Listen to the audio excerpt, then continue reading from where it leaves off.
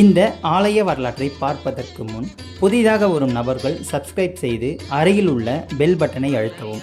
அப்பொழுதுதான் நான் தினந்தோறும் பதிவிடும் ஆலயங்களின் வீடியோக்கள் உங்களுக்கு நோட்டிஃபிகேஷனாக வரும். பிடித்திருந்தால் லைக் பண்ணவும் மற்றும் ஷேர் செய்யவும். வாருங்கள் இந்த ஆலயத்தின் மகிமையை பார்க்கலாம்.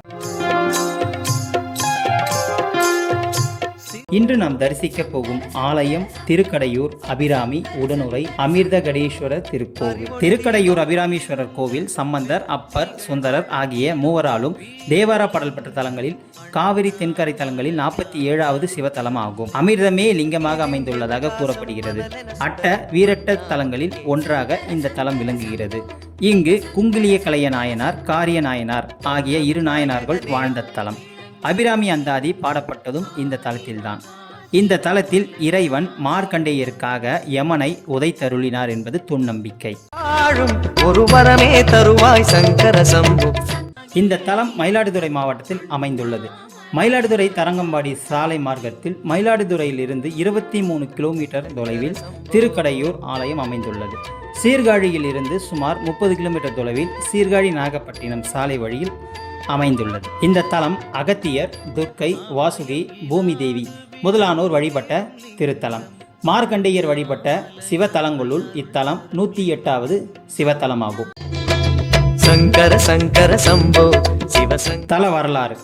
இத்தலத்தில் மார்க்கண்டேயனுடைய ஆயுட்காலம் நிறைவடைய அவனது உயிரை பறிபோகும் பொருட்டு வந்த காலனை பாசக்கயிற்றால் துரத்த உடனே மார்க்கண்டேயன் சிவபெருமானான அமிர்தலிங்கத்தை கட்டி அணைத்து கொள்ள ஏமனினுடைய பாசக்கயிறு சிவபெருமானினுடைய லிங்கத்தின் மீது விழ கோபமுற்ற சிவன் உருவமாக வடிவெடுத்து ஏமனை தனது காலால் உதைத்து நெற்றிக்கண்ணில் எரித்து அவனை கொன்றுவிட அதன் பிறகு மார்க்கண்டேயன் உயிர் நீடித்தான் என்பது இந்த தலத்தினுடைய வரலாறு, இறைவனுடைய சாதனையும் ஆகும். அதனாலே இத்தலத்தில் மணி விழா, பவள விழா, சதாபிஷேகம் ஆகிய விழாக்களை பக்தர்கள் கொண்டாடப்படுகின்றனர். அமாவாசையை பௌர்ணமியாக்கிய அபிராமி அம்மனுடைய தல வரலாறு. திருக்கடையூர் அபிராமி அம்மன் ஆலயத்தின் பட்டராக இருந்தவர் சுப்பிரமணியன். இவர் தை அமாவாசை நாளில் கோவிலில் அபிராமி அம்மனை நினைத்து ஆழ்ந்த தியானத்தில் இருந்தார். அப்பொழுது தஞ்சையை தலைநகராக கொண்டு ஆண்ட மராட்டிய மன்னர் திருக்கடையூர் கோவிலுக்கு சாமி தரிசனம் செய்ய வந்தார். அங்கிருந்த பலரும் அவருக்கு மரியாதை செலுத்தினர். ஆனால் அபிராமி அம்மன் சன்னதியில் இருந்த சுப்பிரமணிய பட்டர் மன்னரை கவனிக்காமல் தன்னை மறந்து அபிராமி அம்மனை நினைத்து ஆழ்ந்த தியானத்தில் இருந்தார். இதை கண்ட மன்னர் சுப்பிரமணிய பட்டர் தியானத்தில் இருந்து விழித்ததும் இன்று என்ன திதி என்று கேட்டார். அப்பொழுது சுப்பிரமணிய பட்டர் அபிராமி அம்மனின் திருமுகத்தை மனதில் நினைத்தவாறு இன்று பௌர்ணமி என்று தவறாக கூறிவிட்டார். இதனால் சினம் கொண்ட மன்னர் இன்று இரவு வானில் முழு நிலவை காட்ட வேண்டும், முழு நிலவு தோன்றாவிட்டால் உங்களை அக்னி குண்டத்தில் ஏற்றிவிடுவேன் என்று கூறிவிட்டு அங்கிருந்து சென்று விட்டார். மன்னர் அங்கிருந்து அகன்ற பிறகுதான் சுப்பிரமணிய பட்டருக்கு தான் தவறாக அமாவாசை நாளை பௌர்ணமி என்று கூறியது நினைவுக்கு வந்தது. இதனால் அச்சமடைந்த சுப்பிரமணிய பட்டர் அபிராமி அம்மனை நினைத்து வழிபடத் தொடங்கினார். இது ஒரு புறம் இருக்க, அபிராமி அம்மன் சன்னதி எதிரே சுப்பிரமணிய பட்டரை அக்னி குண்டத்தில் ஏற்ற ஏற்பாடுகள் தொடங்கியது. எரியும் நெருப்பின் மேல் தொங்கும் உரியில் சுப்பிரமணிய பட்டர் ஏற்றப்பட்டார்.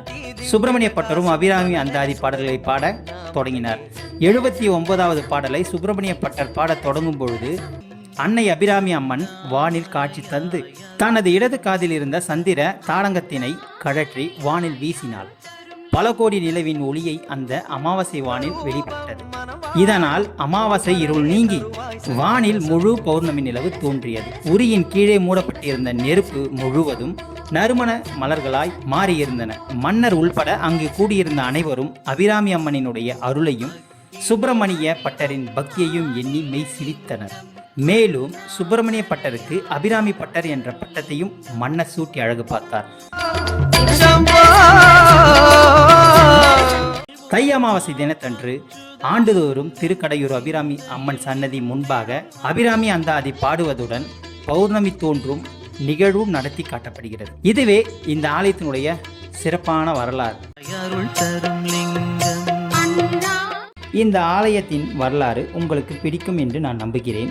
மறக்காமல் சப்ஸ்கிரைப் செய்யவும். மீண்டும் அடுத்த பதிவில் நான் உங்களை சந்திக்கின்றேன். நன்றி. வணக்கம்.